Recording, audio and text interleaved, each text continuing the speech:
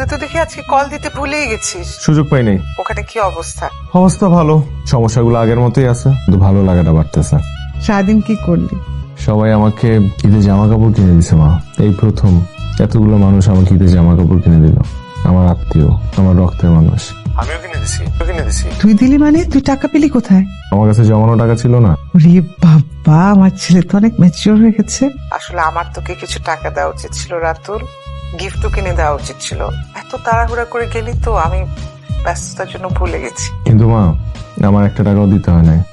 ছোট চাচা দোকানদারকে আগেই টাকা দিয়ে রাখছিল। তোর ছোট চাচা? তুই না বললি উনি তোকে দেখতে পারে না?